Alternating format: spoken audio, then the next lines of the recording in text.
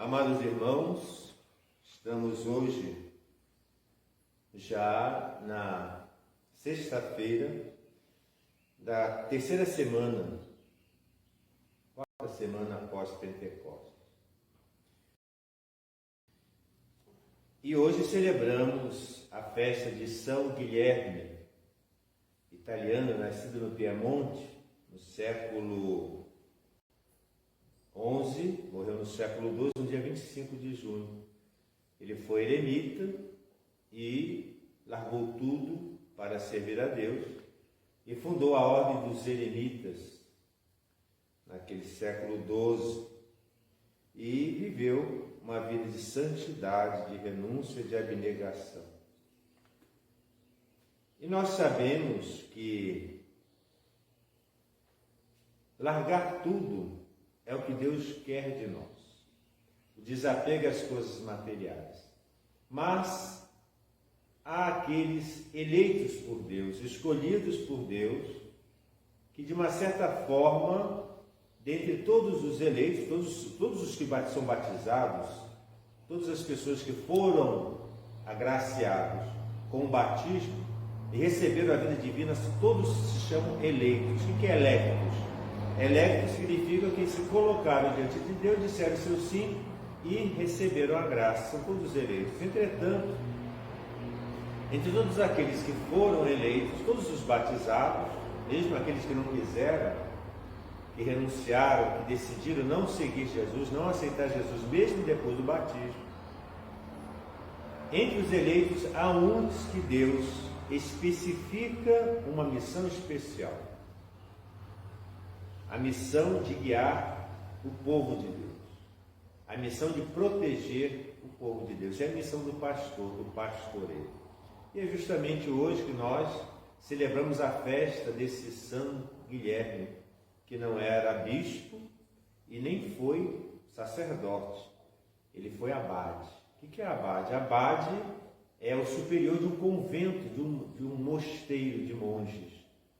A palavra abade vem do grego, do hebraico, abbas. Abá quer dizer pai. Abade quer dizer pai.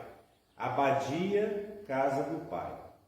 Então ele era um leigo, um homem consagrado, que tinha autoridade sobre uma comunidade de monges.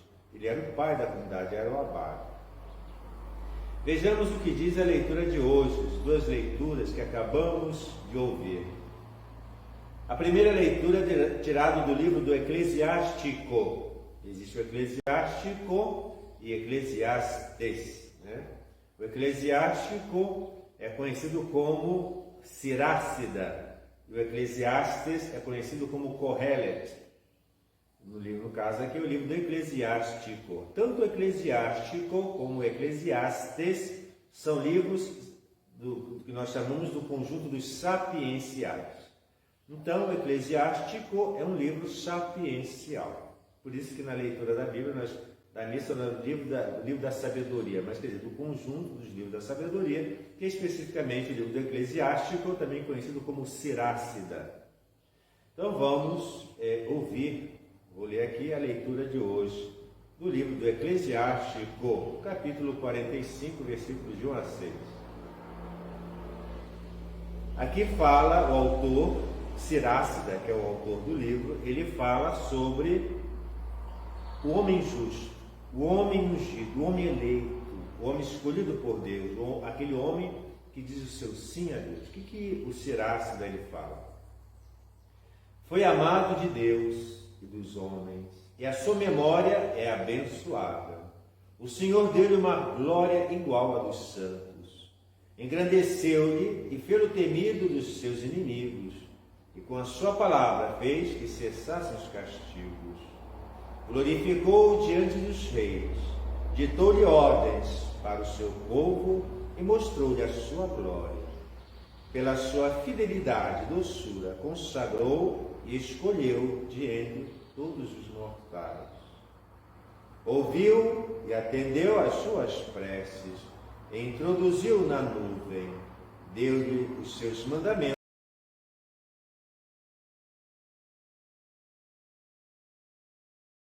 face a face, a lei da vida e do bom proceder. Vejam como todo livro sapiencial, ele tem a chave da dupla interpretação. Como assim? Nós sabemos que toda leitura do Antigo quanto do Novo Testamento, todos eles convergem para Jesus Cristo. Vejam que essa leitura é própria, adequada a Jesus. Ele é o justo por excelência. É por ele que todo mundo, todos os reinos, todos os homens se curvam, se prostram e o glorificam. É ele que foi doce, foi ele que exerceu o seu ministério com fidelidade. E diz aqui,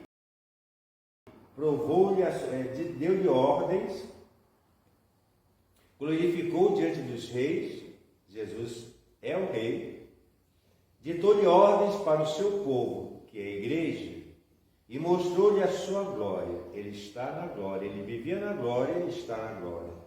Pela sua fidelidade e doçura, consagrou e escolheu de dentre todos os mortais, porque Jesus se fez mortal.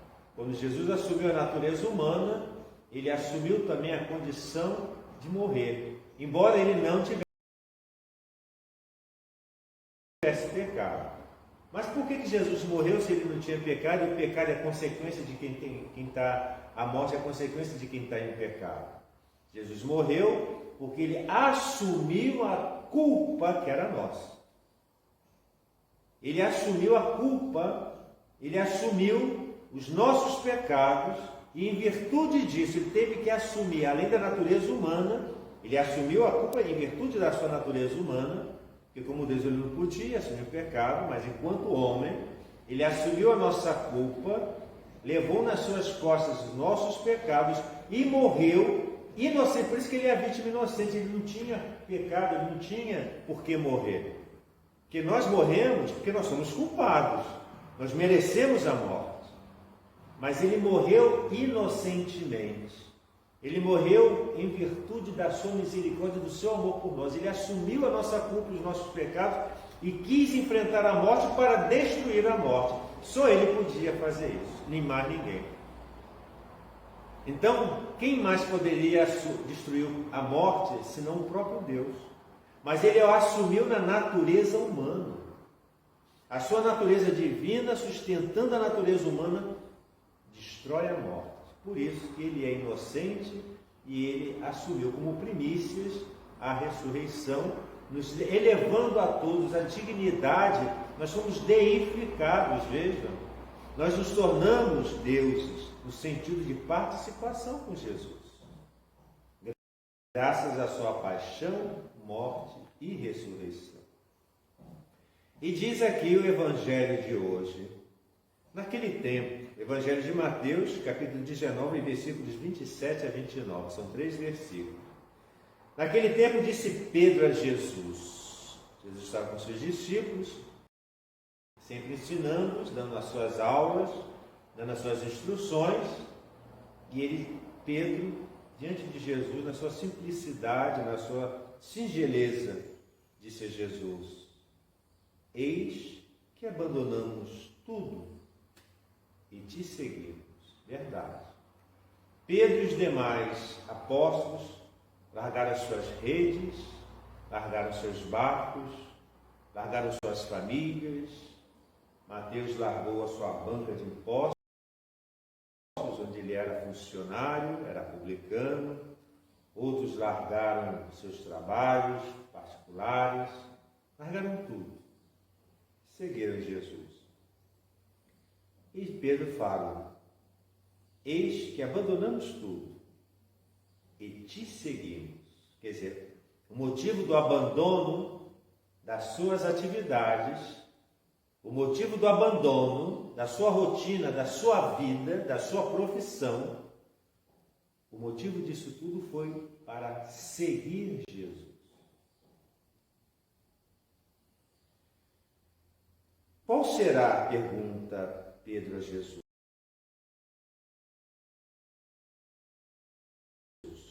qual qual será, perante isto, perante o nosso abandono, a nossa recompensa? O que vamos ganhar com isso? Eles ainda não tinham ainda percepção, não tinham o Espírito Santo ainda, para perceber que o Cristo ali presente era o próprio prêmio deles. Eles tinham uma visão ainda muito superficial, muito humana. Eles não tinham ainda transcendido o conhecimento da vocação e da pessoa de Jesus. Jesus então respondeu-lhes, olhando para Pedro e para os seus discípulos, seus apóstolos: em verdade vos digo que no dia da regeneração, vejam bem, o que significa o dia da regeneração? Significa aqui no sentido de que Jesus, no dia em que ele vier criar uma nova criação, regenerar significa gerar de novo, regenerare, novamente, gerar, regeneração. É o dia em que ele vai instituir a nova criação. O dia da regeneração. Jesus, ele fala aqui também no sentido de instituição da igreja. Ele regenera o povo israelita e cria um novo povo. O povo israelita foi a preparação para a igreja. Ele institui a igreja e a sua dilatação, ou seja, a divulgação do reino, que vai se consumar onde? Na parousia, no dia da sua segunda e última vinda gloriosa. Então Jesus, ele vai concluir toda a obra da redenção no dia da regeneração, quando ele vai instituir uma nova criação, que já é a mudança do povo israelita escolhido para a sua igreja, que somos nós nesse período, enquanto esperamos a vinda gloriosa do Senhor. Então Jesus fala: em verdade vos digo que no dia da regeneração, quando o Filho do Homem estiver sentado no trono da sua majestade, vós que me seguistes, vejam bem, também estareis sentados em 12 tronos. Olha que privilégio, olha que graça especial. Eles foram escolhidos para julgarem com Jesus os povos, mas principalmente, ele diz aqui: vós estiveres sentados no trono da sua majestade, vós que me seguistes, também estareis sentados sobre 12 tronos, e julgareis, olha só, as 12 tribos de Israel. O que significa julgar as 12 tribos de Israel? Julgar o povo de Israel, que é o povo escolhido, que Deus escolheu lá atrás com Moisés, desde a época, aliás, desde a época de Jacó. Deus escolheu 12 tribos. São 12 os filhos de Jacó, homens, que tinham uma mulher, que a filha dele era Diná, mas ela não conta, o que conta são os homens. Os 12 homens, os 12 filhos de Jacó. Jacó significa Israel, foi mudado o seu nome para Israel. Então são 12 tribos. Essas 12 tribos constituem o único povo de Israel. Eles foram preparados para a vinda de Cristo. Mas eles rejeitaram Cristo. Parte, pelo menos a elite dirigente de Israel, eles rejeitaram o Salvador, o prometido, ungido, Cristo, o Messias. Eles renunciaram. Eles mataram Jesus. Então, Jesus ali, quando o povo, os israelitas, as 12 tribos, a elite dirigente, os sumos sacerdotes, os anciãos, que deveriam acolher o Salvador, que eles tanto esperavam, Jesus instituiu a sua igreja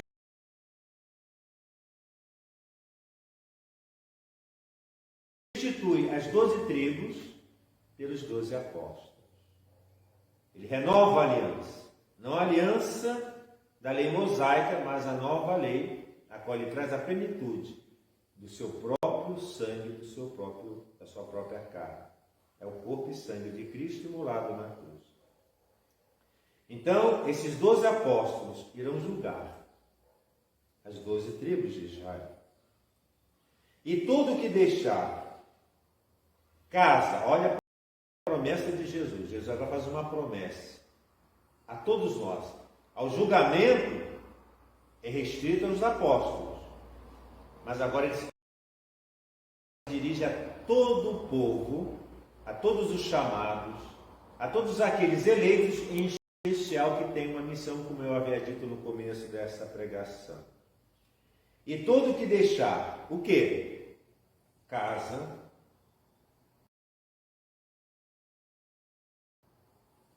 ou os irmãos, ou as irmãs, ou o pai, ou a mãe, ou a mulher, quer dizer, você renuncia de casar, ou os filhos, você renuncia a ter filhos, ou campos, você renuncia a ter propriedades, patrimônio, por causa do meu nome. Vejam, o abandonar a casa, o pai, a mãe, irmãos, esposa,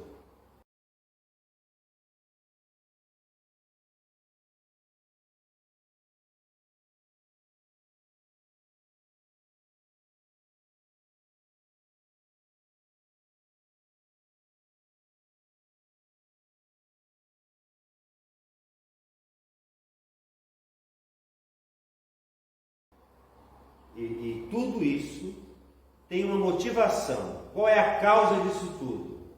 É em nome de Jesus.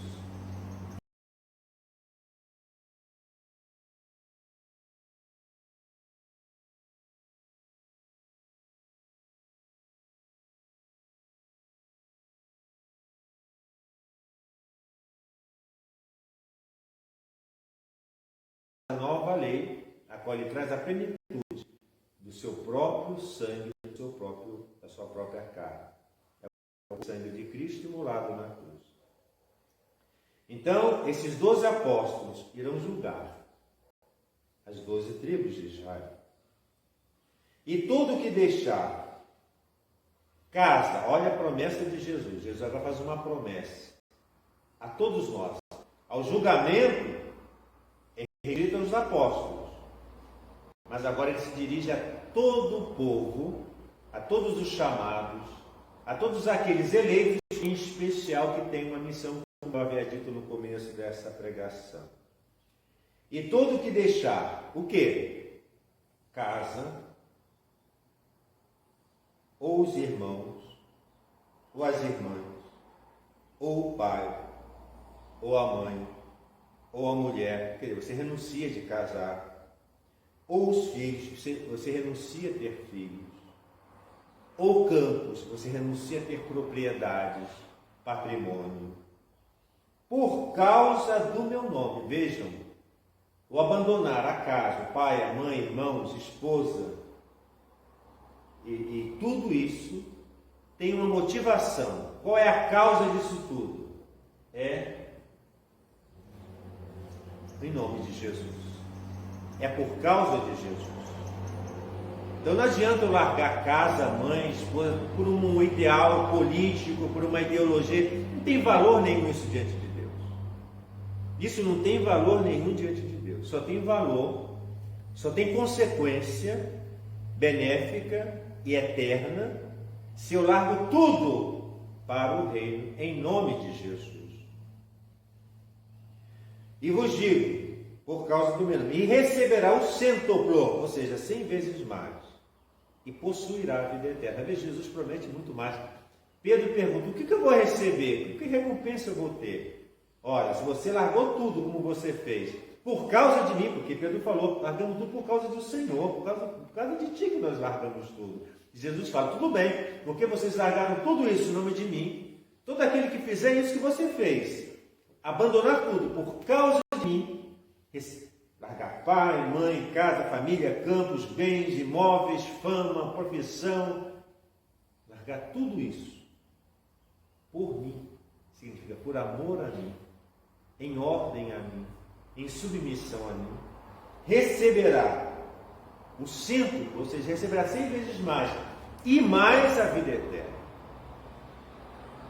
E mais, o mais importante aqui do que os bens materiais de cento é a vida eterna. E o que é a vida eterna? É a convivência com Jesus no céu.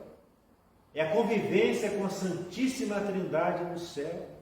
É a convivência com Nossa Senhora no céu.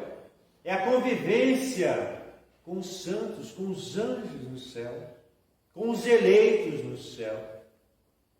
Que maior graça do que isso? Nós que somos religiosos, eu como sacerdote, renunciei tudo, joguei tudo fora que eu tinha. Minha profissão, graças a Deus estava indo bem na minha profissão, abandonei tudo. Abandonei um noivado, abandonei propriedades, tinha bens, me desfiz de tudo. E por causa de Jesus eu estou seguindo Ele. Mas justamente com isso também vieram as perseguições, porque em outro momento do Evangelho Jesus vai falar. Também as perseguições, não é só coisa boa, não é só o centro das coisas materiais, que também a mim não me interessa, porque eu vivo uma vida austera. Fiz voto de pobreza. Mas as perseguições também farão parte dessa sequela de Jesus, dessa minha escolha por causa de Jesus. Mas essa minha escolha não é só porque eu quis. Essa minha vontade, essa minha decisão em seguir Jesus é uma resposta a um convite dele. Por isso que a gente chama de vocação. O que é vocação? É vocar, é chamar. Deus me chama, Deus me convida, é um convite. Eu posso aceitar ou não. E como que eu vou saber se eu sou chamado ou não? Quando a gente sente uma atração pelas coisas de Deus. Quando a gente sente uma atração pelo sagrado. As jovens, eu fui adolescente, fui criança, mas desde criança eu sentia aquela atração pelas coisas da igreja, pelo sacerdócio, pelas coisas de altar. Há jovens que não sentem atração pelas coisas da igreja. Você percebe que não tem vocação. Mas quando você vê que os jovens sentem atração pelas coisas da igreja, pelas imagens, pelos paramentos, né? São coisas externas, mas que indicam uma coisa interna. Coisas visíveis que aspiram ao invisível. Isso é sinal de vocação. Por isso, quando eu vejo um jovem, adolescente, que ainda está confuso no discernir a sua vocação, não sei se eu tenho vocação, você gosta, eu gosto de missa, eu tenho minhas imagens, é um devoto, sinal de vocação, eu incentivo, você tem vocação. Mas eu não tenho certeza, meu filho, certeza a gente só vai ter na hora que a gente morrer, quando for para o túmulo. Jesus nunca apareceu para mim, com Nossa Senhora, e disse, você tem vocação, viu? Ela nunca confirmou, nem ele. Nós cremos e decidimos seguir Jesus em resposta ao seu convite, mediante a fé. Por isso que nós sempre devemos pedir a Deus que fortifique a nossa fé, que ilumine a nossa mente e o nosso coração, que nos mostre os caminhos por sinais. Nós podemos pedir a Deus sinais. A gente, quando vai dirigir um carro e se dirige de uma cidade a outra, como é que você chega tranquilamente àquela cidade? Através da sinalização. Os sinais de trânsito vão te indicando. Falta tantos quilômetros, vira à esquerda, cuidado, lombada, subida, curva perigosa. A cidade falta tantos quilômetros ainda. São sinais. Também no caminho da nossa vida, para chegarmos ao céu e para servirmos a Deus como sacerdotes, como religiosos ou religiosas, nós precisamos de sinais. E quais são esses sinais que Deus coloca na nossa estrada? São pessoas que nos ajudam, que nos aconselham. São as provações. São sinais mesmo divinos que às vezes a gente não percebe, mas que Deus nos manda. E por aí vai. Deus tem multiformidades de nos indicar o caminho. Basta nós termos fé, basta estar disponíveis, basta dizer: Senhor, eis-me aqui, quero cumprir a vossa vontade. Então que tenhamos a coragem, como São Guilherme teve, de deixar tudo, abandonar tudo por amor a Jesus, respondendo decididamente, com vontade,